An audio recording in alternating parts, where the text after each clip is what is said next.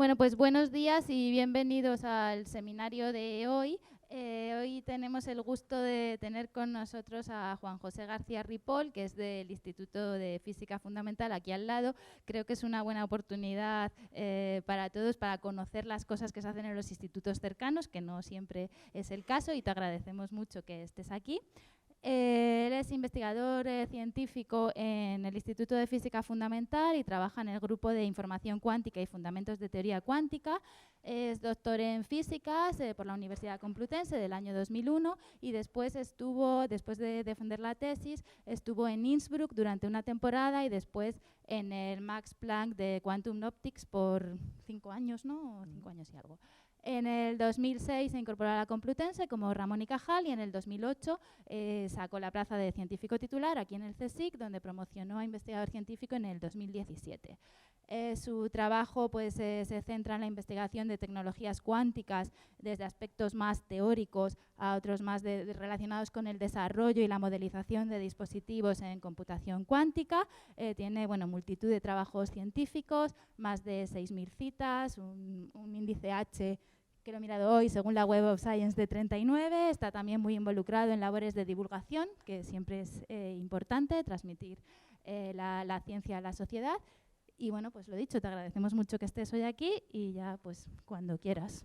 Gracias por esa bonita presentación y también por la oportunidad de participar en este ciclo de seminarios. Como ha dicho usted, es una buena oportunidad para conocernos un poco. Si nos importa, voy a cambiar a inglés también por visitantes y porque en principio esto se va a retransmitir y es un poquito más útil de esa forma. So when I was given the opportunity to give this seminar, I thought about topics that I could talk about. I could do a very generic introduction to quantum computation, but I thought that that's a little bit not so useful as providing you with some insight on other research lines that are not so shiny but are interesting, and about the possibility of finding many topics of research in quantum computing that are very low-hanging fruits, but are nevertheless have potential applications in our scientific life and also outside of academia. And so I'm going to talk about quantum and quantum numerical algorithms for doing numerical analysis. In general, well, understood as simply solving mathematical problems. So. And well, the thing is that I've been working for more than 20 years on quantum hardware. I was lucky to start the thesis in a time in which there has been an experimental revolution in the manipulation of individual quantum systems. You find experiments that could trap individual ions or collective ions and manipulate the quantum states, create large ensembles of particles in a common wave function as opposed to Einstein condensates. And more recently, this revolution have moved into the solid state domain with the appearance of superconducting circuits or the control of quantum dots and other impurities in quantum materials. And so there is an explosion of opportunities to do new things with materials that were well known and also to create new devices using these technologies. One of the most or best advertised possibilities is the use of or the creation of quantum computers. This is a canonical picture of a quantum computer made of superconducting circuits. I like it very much because it's one of the last pictures that you can see of this type of devices. People are no longer putting pictures of the devices anymore. Everything is secret. But you can see here very clearly some superconducting qubits talking to each other, interacting capacitively, and talking to some resonators that we can use to control these qubits in a very accurate way. So this is a prototype of 9 qubits. I think it was the largest that was allowed to be built using public funding in the United States. And this was made in a group of John Martinez in Santa Barbara and Google. And so we have these devices, and these devices, they give us a lot of opportunities for controlling quantum systems in a different way, in a more systematic way than just shining light on quantum systems and so on. What we have is we have a quantum register with individual quantum systems that have a very simple Hilbert space, 0 or 1, 2 states essentially, but which nevertheless give us, when they are together, they give us a very large space of possibilities of amplitudes or states that they can have, and the possibility of making superpositions of all those possible states. And the way we make those superpositions is by combining elementary operations. So through the control of individual qubits and through the interactions between these two qubits, pairwise interactions, we have a toolbox of unitary operations which are very simple They are not as big as the potentially large matrices we could make. They are typically 2 by 2 or 4 by 4 matrices that we engineer in the lab. But when combined together, we can really approximate any unitary that we want.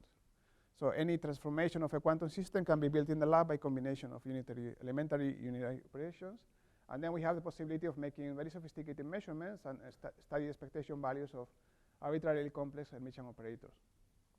So it's a toolbox for manipulating quantum systems in a very systematized way, as described by quantum information theory and also the developments in quantum computation thereof.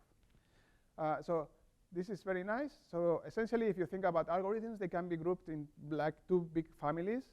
One of the big families is worries about creating wave functions. So what states I can create in the lab and how these states solve particular problems. You want to solve an optimization problem, well, you have to want to find the wave functions of some states that solve a particular constraints or minimization functions or things like that. In our case, we will be worrying about making functions that solve mathematical problems such as partial differential equations or other complicated problems. There are other families of algorithms that worry not so much about creating the states, but once you have them, how do you interrogate it? How do you know what states you have and what are the properties? So computing expectation values with a minimal number of measurements and doing things in the end, because measurements is always the last stage of an algorithm, doing things more efficiently than classically. So this is also very important, but I'm not going to be talking about it today. So there is a boom of technology. There is an exponential explosion of the capacity of these quantum computers. So it's everything solved. So we have a very optimistic trend with just 4 points dictated by IBM. But is this everything? I mean, we have many algorithms. Is there anything that we can do in this context where we are not completely experts in quantum computations? Is it something that we can gain from the field or we can contribute to? And there is indeed many possibilities to contribute to the field of quantum computation. It's not a closed research field. There are simple things like we can still improve the hardware. So the research in hardware has been frozen for the last few years. So we can improve the hardware designing new qubits, still open topics, or speeding the operations that we do with them. So improving the controls that we do of these quantum systems. Again, this is not part of this talk, but this is something that we are doing here in the campus. We can also develop more complex operations. I've told you that we can do arbitrary unitaries with this toolbox that we have here, but there is a cost involved in that. That's one of the things I'm going to talk about. And the other thing is that we can develop algorithms for solving particular problems, and there are many problems that don't have yet an algorithm for a quantum computer. And once we know those algorithms, we can even take those solutions and port them back to our classical world. So we can learn from the quantum solutions and develop new algorithms that work in a classical computer. And that's the other part of this talk I'm going to talk about. So regarding the first topic, so we have, as I told you, a framework for quantum computation that tells us that we can do very complicated calculations. Essentially, assume that you have some qubits that have some input, some information, and we want to process this information and store it in a different qubit. So essentially, with this typical circuit notation, we will have a complex unitary that changes the state of this qubit based on the input of these other qubits. And quantum information theory and quantum computation tells us that there is a decomposition of this operation in these toolbox, and well, typically it's going to be efficient for many problems. But efficiency for complexity theory scientists is something that is asymptotic concept. So in practice, when you take these algorithms and you decompose it into operations that take place in the lab, there are overheads. They are not exponential overheads. They can be algebraically large. But nevertheless, we have to bring new qubits, which is called auxiliary qubits or ancillas. And we need to add also more operations to actually implement what we want. So we want to decompose this complex operation into elementary tasks that we know how to do in the lab. So there is an overhead in there. And this overhead, which may be algebraically small, in practice is exponentially bad because we still don't have perfect quantum computers. And if each operation we make in the lab introduces a small error, they accumulate exponentially fast. And so this overhead may be prohibitively large or bad for actual experiments. So one research line that we are carrying now in our quantum information group here in Institute of Fundamental Physics is to find out how to implement complex operations directly in the quantum processor. So by changing either the architecture of the hardware or changing how we control it. Our inspiration in this world comes from the field of artificial intelligence and neural networks and things that are very hyped nowadays, but which have a very solid mathematical foundation. So if you think about the way our neurons process information, what they do, they are simply nonlinear processors that take input from a number of synapses, and they collect these inputs with some weights, and they have a nonlinear response based on the combination of these signals. And it has been known from the realms of biology and mathematics that if you have a sufficiently sophisticated response here, this response can be universal. You can compose many of these neurons, and you can do very sophisticated computations in our head, like pattern matching, recognition, or even sophisticated calculations, but that's the simple elementary paradigm. So what we want to do is we want to take this idea and bring it into the quantum world. And this is one way of approaching calculation. So we want to have our input qubits, I showed you before, and we want to record the output of a calculation of these qubits into another qubit, that is going to be our neuron or quantum perceptron. And the way we do it is we excite, we flip the state of this qubit from 0 to 1 with a probability where p is the function we want to compute. And well, we don't have many functions available in the lab, but one which is very feasible is this sigmoid response function that goes from 0 to 1 in a nonlinear fashion, very similar to a response of a discrete neuron or other models in machine learning. And we want to implement it in the amplitude of probability of the quantum state. So this idea we have studied with Eric Torrontegui and myself, and the inspiration for that this is possible comes from quantum optics and from a very simple problem, which is a two-level system subject to two magnetic fields, longitudinal field and a transverse magnetic field. So the transverse magnetic field, what it does is it wants to create superpositions between 0 and 1.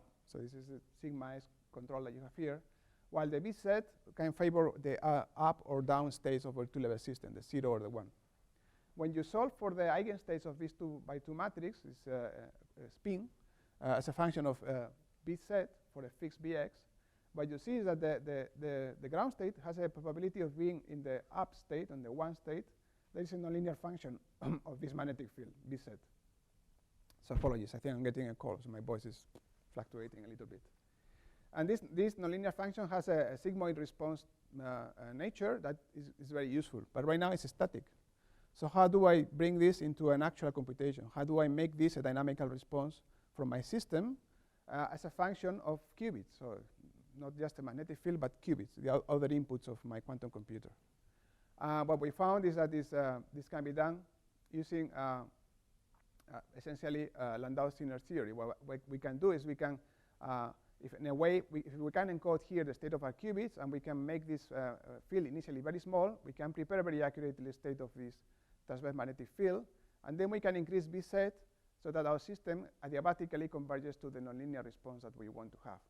So essentially we take this model and we replace the magnetic field by an interaction with other qubits, which will be done in a hardware facilitated way, and we are going to increase this interaction starting from 0 to a finite value. And as we do that, the system will accommodate a response.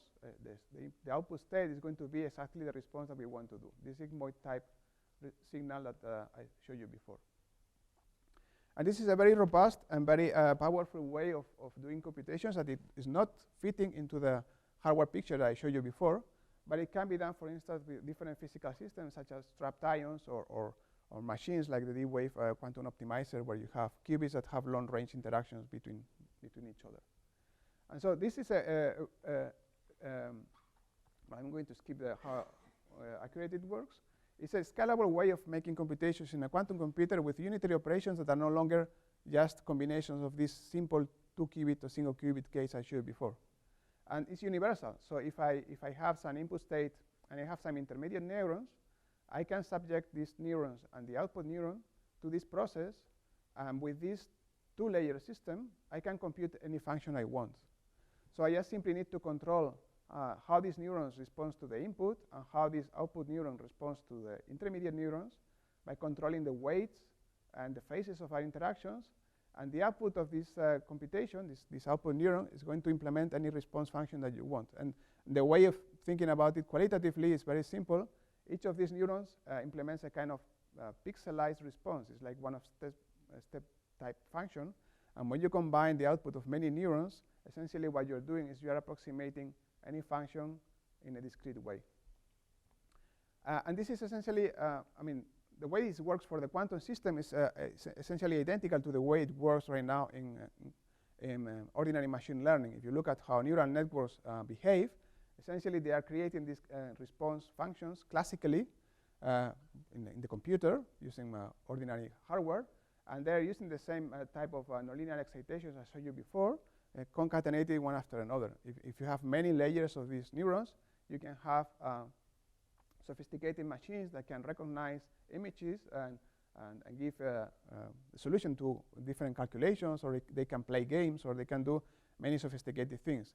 The difference here is that we are doing this with a quantum system. So now our neurons are quantum mechanical. They can accept as inputs quantum mechanical states, and they process the states through superposition. So they can produce more sophisticated outputs than the calculations that a classical neural network can do.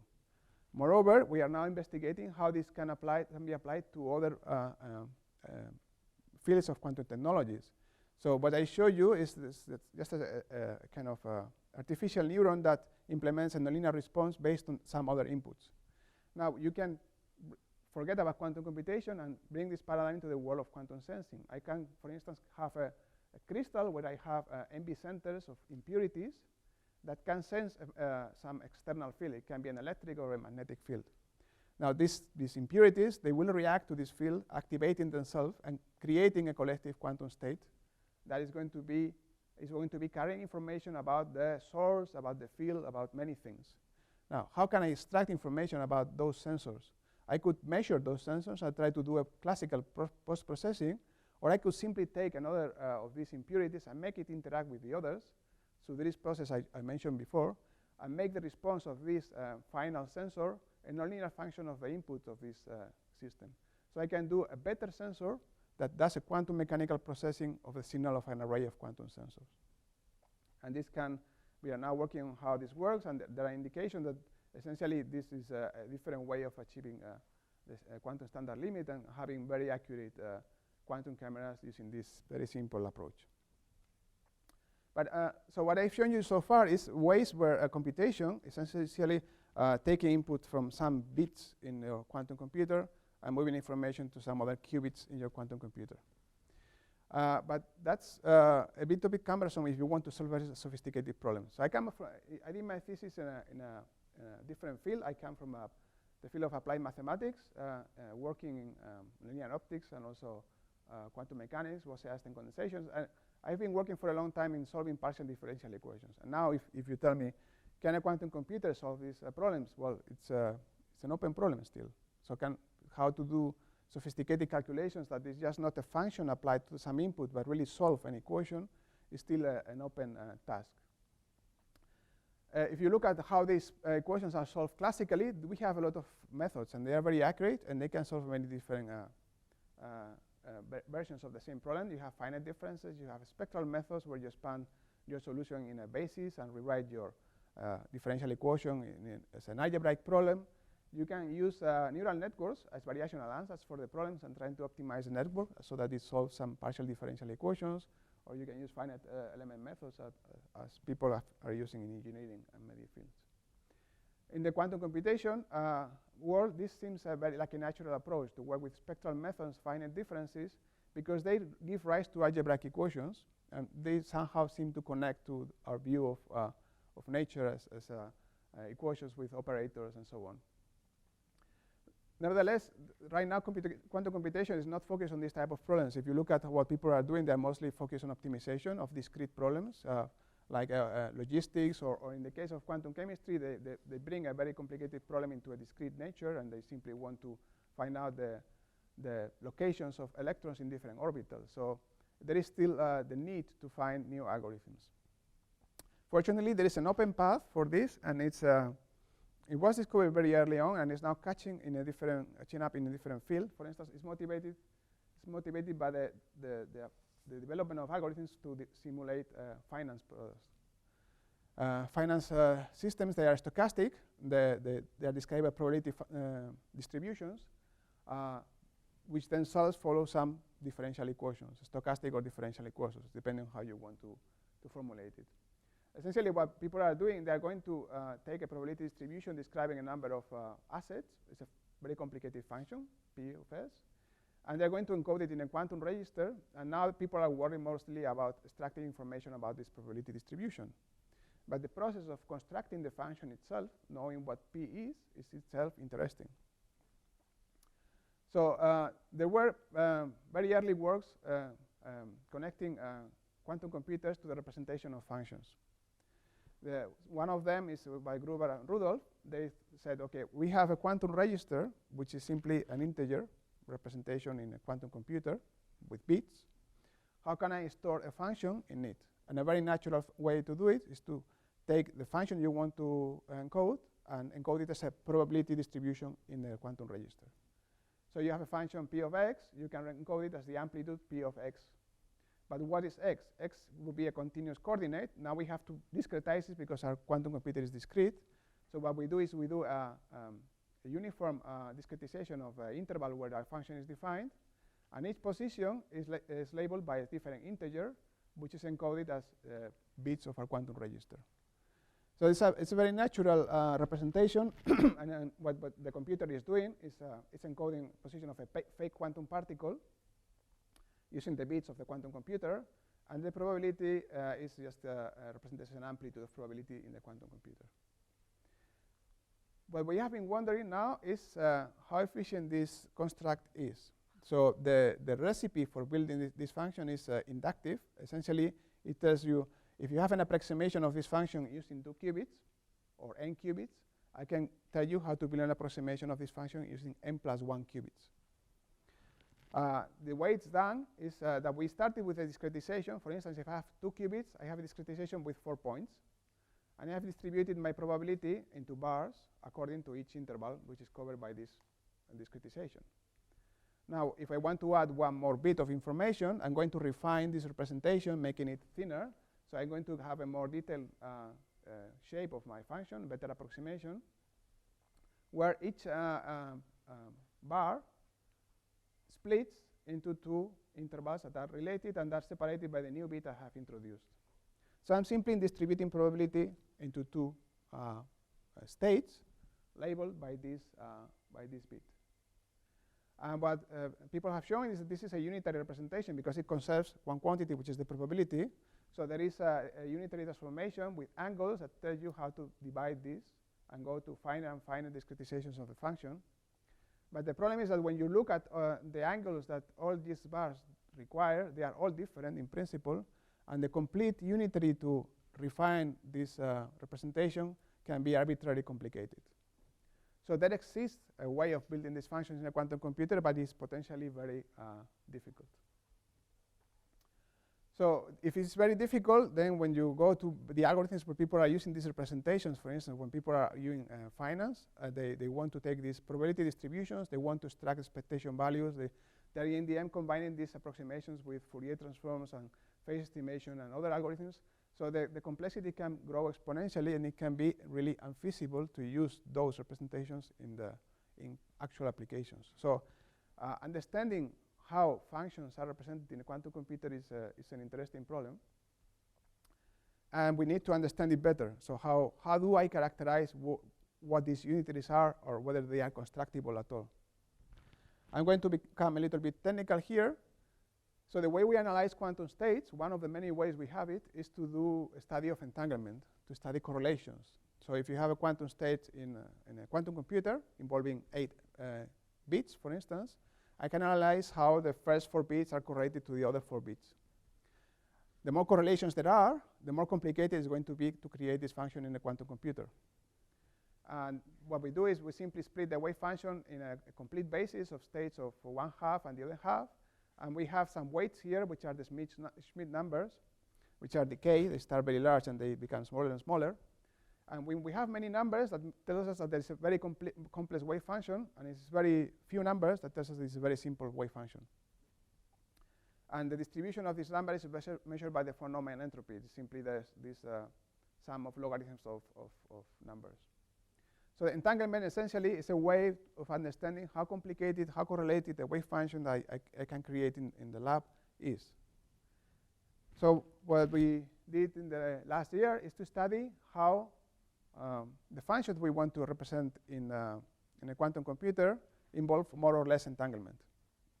We have taken some probability distributions that appear in many problems in physics and finance and in other realms, and we have analyzed what happens when we encode these functions in a quantum register. Here is a one-dimensional problem. So this this is a Gaussian, this is a Lorentzian distribution. And I can study the amount of entanglement that I have between the first and the second qubit, the first two qubits and the third one, the three qubits and the fourth one, and so on and so on.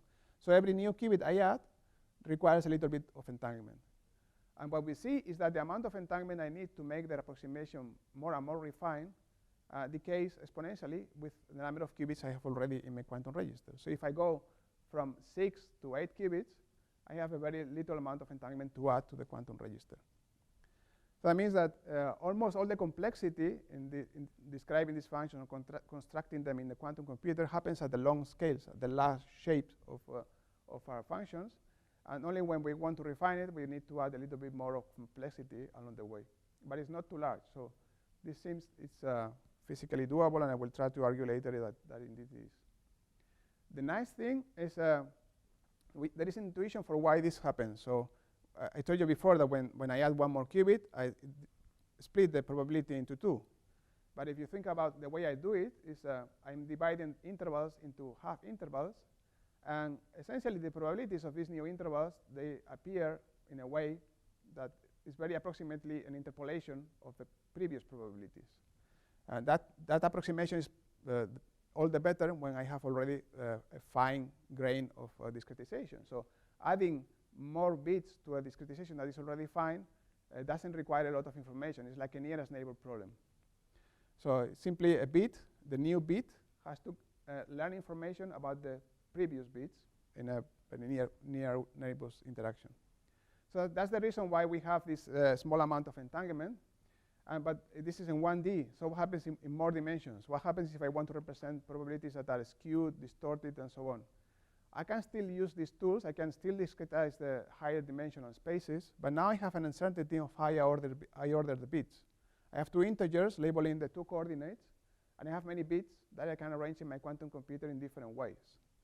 And it turns out that the way we arrange the bits matters a lot. So if we have an arrangement where I put first all the bits from one coordinate and then all the bits from the other coordinate, the amount of entanglement that I require in my system diverges when my system, for instance, is very squeezed, very elongated, or very distorted. But if I switch the order, I simply order the bits by length scales. I put first the bits that have largest distances, and as I add more bits with finer discretization, I put them at the end. Then suddenly, the amount of entanglement remains bounded. So in this case, it's 2 bits.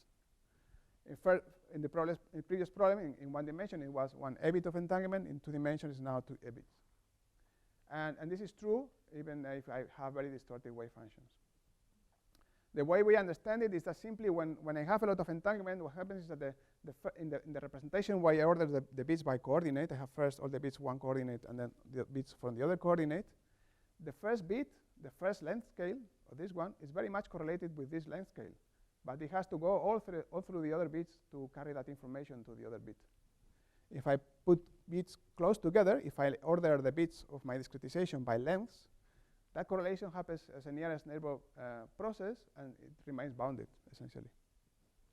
And this happens in higher dimensions. So it's a process that is very resembling a little bit normalization theory. Essentially, I have information on some length scales, and as I add finer and finer length scales of my problem, the information I need to add, again, decreases. We studied this also in 3 dimensions, and again, now 3 dimensions, 3 bits for representing a distorted Gaussian. And it seems to be a very robust way of doing things with a quantum computer. So what's the message from this? The message is that we have, if we want to create smooth differentiable functions with fine bandwidth, which are not too complex, and we want to encode it in a quantum computer, we don't require a lot of entanglement. So the entanglement we require decreases with the precision we want to achieve.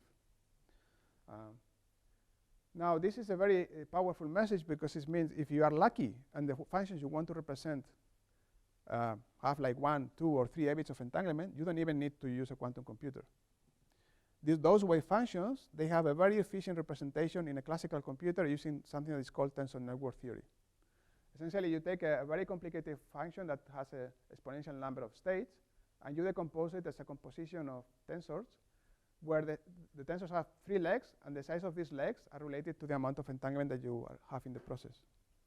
And so there exist representations of those states that are very efficient if you don't have a lot of entanglement. So in that case, you could do a quantum computation using this representation instead of using a quantum computer. Well, that's how we did the simulations, actually. Then the other thing is that if this is true, that representation also tells you how to create the states in a quantum computer. There is a work by Ignacio Cirac and co-workers that shows that if you have this decomposition in tensors, actually these tensors, they are isometries, and they tell you that you can create this state by taking some auxiliary qubits, adding 1 qubit, entangling them through this operation, and going on.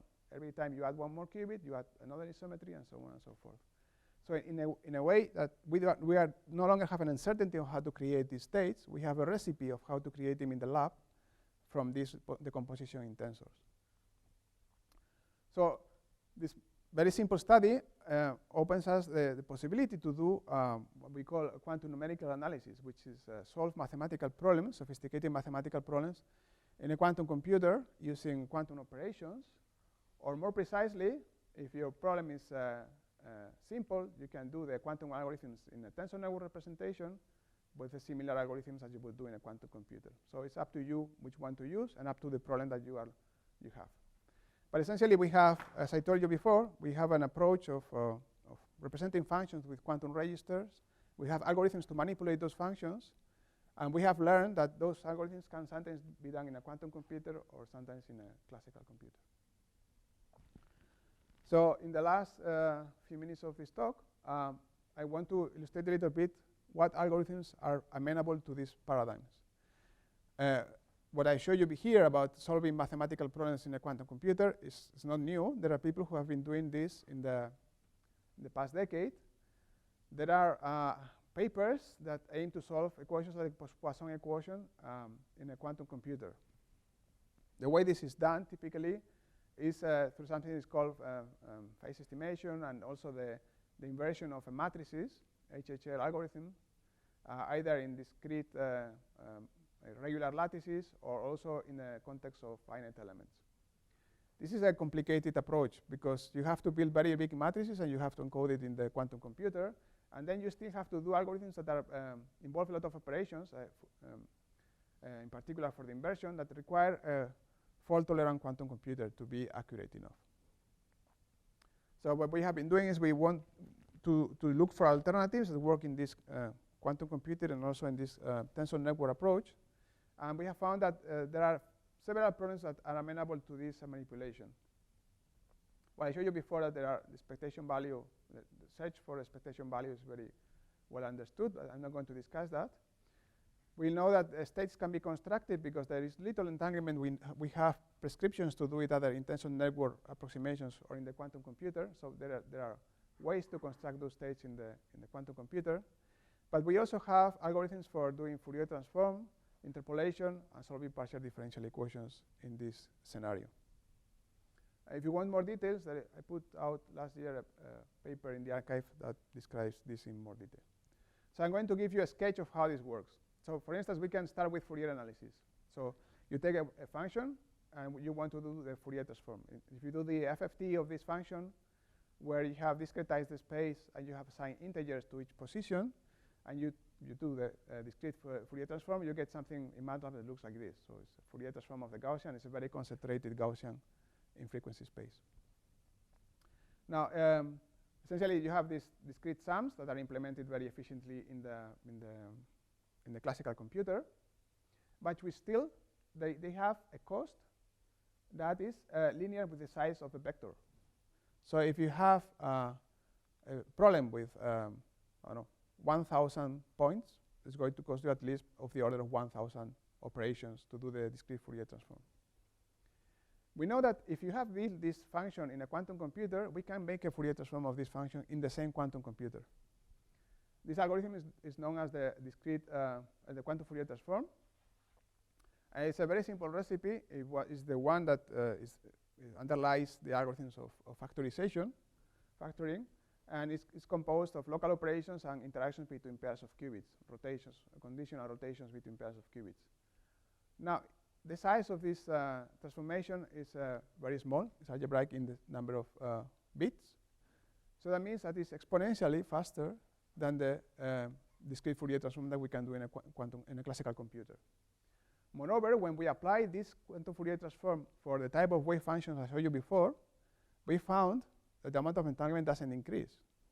So if you were lucky and your wave function had a good tensor network representation, it still has a good tensor network representation. Even at the end, it becomes even better because it's very concentrated. So you have that you can do Fourier analysis in a quantum computer using quantum operations, or you can implement these operations using tensors, and you still have a good, efficient algorithm in a classical computer. Actually, if you do this in a good way with C++ and so on, this algorithm is going to be faster than a fast Fourier transform for function that we are working with. So now, once you have Fourier analysis, it opens a door to many algorithms that people use in numerical analysis and in other contexts. I'm going to show you a very stupid application that shows an exponential advantage compared to a classical world.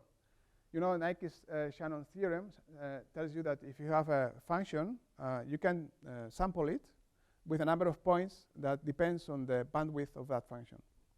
Essentially, that's what people use to develop CDs. You have sound, has a maximum function that frequency that we can hear. It's around 20 kilohertz for an average human ear. If you sample ordinary sound with a frequency of 44 kilohertz, you can reconstruct it accurately. Now, how this works? Well, you have a representation that has less points than what we want to reconstruct, but you can use a Fourier transform from those points to reconstruct a function as smooth as you want. So essentially, you would start with in this case, it's a Gaussian. Gaussians can be sampled with 3 to 5 points. That's enough. You have, in this case, a discretization of a function with 5 qubits. 5 qubits are used to encode this Gaussian. And this would be the Fourier transform of that function. But I want to have a more accurate representation, which is more smooth. So this is the Fourier transform, sorry, of this one. I want to have a smoother representation with more points. In this case, it's 2 to the 10 points, 10 qubits. How we do it is I take this Fourier transform and I add zeros to the end of it. And I extend it in Fourier space.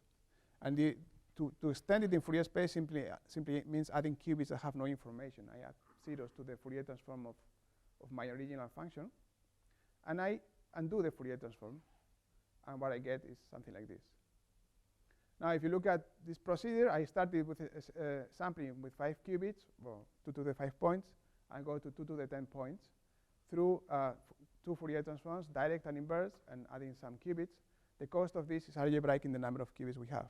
So if you want to do the same interpolation by classical means, it would need exponential number of operations based on the number of points you are going to. And then the last idea is that if you have Fourier transforms, you can use the Fourier transforms to solve equations. In particular, you can solve partial differential equations. And we've known it in physics for a long time. If you have a partial differential equation like this, you can represent it in Fourier space in a simpler way. So the derivatives become multiplication by momentum operators, by frequencies. Multiplication is much simpler than just taking derivatives. So the way we can solve differential equations formally is that I can take a Fourier transform of a function I want to evolve in time, and I can multiply it by exponential of numbers. These are the exponentials of these differential operators in Fourier space. These are just numbers times the time of evolution times the inverse Fourier transform. And this is it's a spectral method for solving the evolution with differential operators. It's been known for a long time in optics. It's the basis of split-step methods. It's used also in quantum mechanics to study scattering of particles or evolution of condensates. And what we can do here is we can do this in a quantum computer. The Fourier transform can be done in a quantum computer.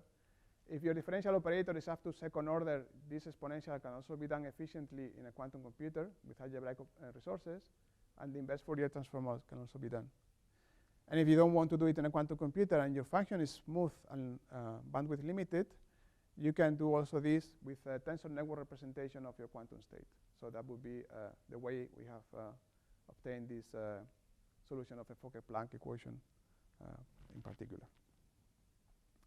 So the message of this talk, which covered a lot of ideas, is that we can do sophisticated mathematical calculations in quantum computers. And these calculations may have applications in many different fields of physics, science, chemistry, or anywhere.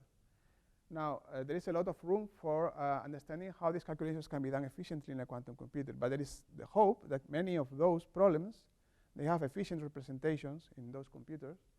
Just think about it. Not many qubits are required for solving interesting problems. 33 qubits, 32 qubits, no, 33 qubits allows you to do a discretization of a three-dimensional volume with 2,000 points per side. That's a huge mess that can be that can be used to solve accurately many problems. And that's a number of qubits that is already available in the lab. And if you are lucky, and as I told you, your problem doesn't have a lot of turbulence and you have bandwidth limited functions, sometimes those problems can even be brought into tensor network representations and be done efficiently with very simple algorithms that you can even write in Python.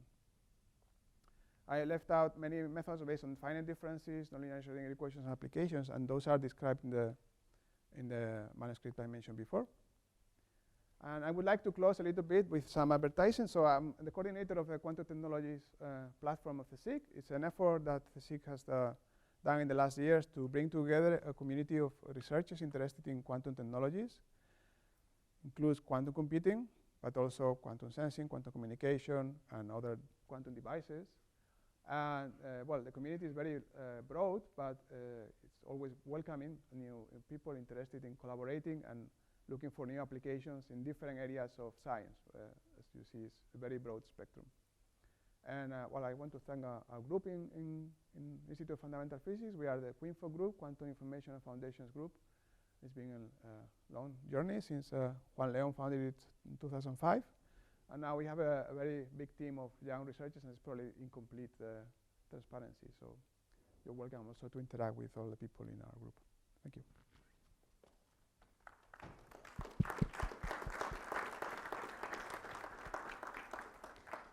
Thank you for this interesting presentation. So now we have time for questions or for any comment you have. Nothing to say.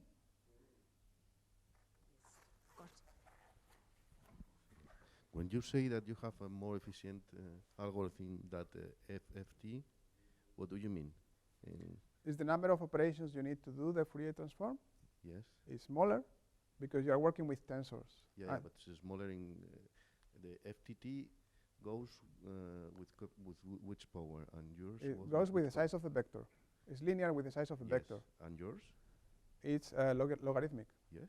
But that's it depends on the function you want to transform. If it already has a good tensor network representation, the Fourier transform, you can implement it using the quantum Fourier transform, which is a collection of local and pairwise operators. And that also has a very efficient tensor representation. And the contraction of those tensors is also efficient. So overall, the cost of that is smaller than the original FFT. Of course, you have to implement it efficiently. Now, is that meaning that you should switch from one algorithm to the other? No, because FFT is problem independent. It is always going to work. But the problem is that FFT is limited by the amount of memory you have to represent your problem. So if you have 4 gigabytes of data, well, you can do the Fourier transform of 4 gigabytes of data. But do you want to solve larger problems? But maybe you can use this tensor network representation. You can represent larger problems with an algorithm that is going to take also a comparable amount of time or even less. So the advantage is not only in the speed, but also in the amount of data it can process. So it can represent larger problems, and you can still do the Fourier transform as you know it. In the classical computer. In the classical computer. So it's exponential in the size of. It requires a logarithm. It's exponential gain also in the memory. Yeah, but this is problem dependent, so it's heuristic. It's problem dependent, okay. Heuristics. There is no, so what I've shown you here is evidence that there are many functions, many problems that are smooth, differentiable, bandwidth limited, which are, for instance, the kind of problems I was solving for my thesis. They were all of that nature. They have a very efficient representation with these technologies. Now, even if you don't have that type of problems, you could encode the problem in a quantum computer. And there you would still gain the exponential advantage from the point of view of asymptotic complexity. And you could do any problem, irrespective of the amount of entanglement. Yes, I see. Fair enough. I see. Okay, thank you. More questions or comments? Okay, I will ask you a question, not about the presentation, but are you interested in a particular application, or do you have an application in mind that you think it can be solved in the next few years? Well, the real motivation for developing this type of algorithms is solving stochastic problems, solving Fokker-Planck equations, which are of interest in quantum optics and also in finance. So if you look at the type of Gaussians I was showing you before, which are very stretched, very elongated Gaussians, they can describe the correlated state of light, squeezed light. If you want to solve those problems accurately for large numbers of photons using conventional numerical methods, they fail because the Hilbert space grows exponentially, your method fails. Now, with this tensor networks approach, you could solve those methods. And now it happens that those same equations that govern the creation of that type of correlated light in Gaussian environments can also describe the evolution of financial assets in a bank. So this is a very useful transfer of technology from one domain to another because the problems are mathematically identical. And if I understood well, you, although you didn't present it in here, you are also working in the hardware part. What exactly? Well, we now have a problem that people are not discussing a lot, which is the speed of operations in quantum computers. And that's the main limitation we have together with the decoherence. Decoherence is not going to improve a lot unless we have a breakthrough in the fabrication environments. So another way of improving the current hardware is to make things faster. And we have already ideas. When I was doing my postdoc in Munich, we had protocols for doing ultra-fast gates for trapped ions that people are not really catching up and now starting to try to do. And also with Eric Torrontegui, we are developing new control techniques for controlling superconducting qubits and making them run faster and also with better stability. So that's another line of research in our group. Just a curiosity. When you talk about applications in finance, what do you mean exactly? If these applications are related to predictive power, what impacts do you think this this power in your hands will have on the market, on the economy? No, I'm not going to get rich out of this, if that's what you are asking. But there are many interesting mathematical problems that appear in finance, which are related to the study of risk. So in finance, you have very standard probability distributions. People know how to build them. They know how to describe the parameters. Sometimes those parameters are related to uncertainties of information they get from the market, like volatility and things like that. And they want to do a lot of simulations where they create these probability distributions and they understand how they evolve in time, and they make predictions about things. One context where this is required, for instance, is when banks, they want to compute the total amount of risk they have to do these calculations at a massive scale, involving probabilities for all the assets or all the companies or everything that they can have. There are very precise algorithms for doing that. Sometimes regulatory organizations demand certain applications. And it's interesting to know whether those techniques that people, the organisms demand from the bank can be implemented with alternative methods. Is it going to be faster, or is it going to be more accurate? that's interesting in itself. It may lead to different workflows for bank, may lead to applications of quantum computers and a way of justifying the technology in the near term, which is very, very much required.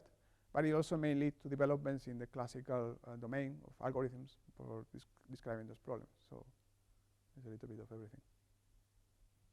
Thank you. Any other question? You mentioned that one of your applications is to use this encoding in order to solve partial differentiative equations with large meshes.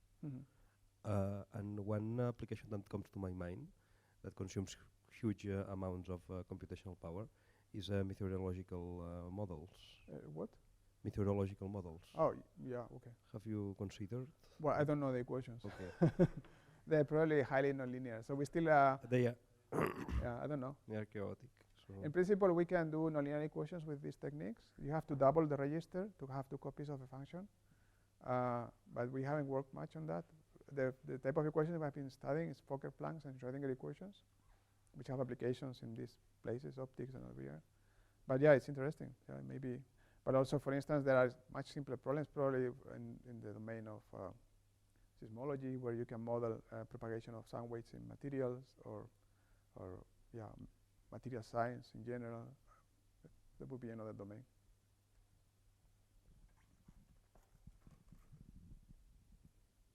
No, there are no more questions? Okay, then we thank Juanjo again. We have a small present for you. Thank you. And thanks for coming. Thank you. Cool.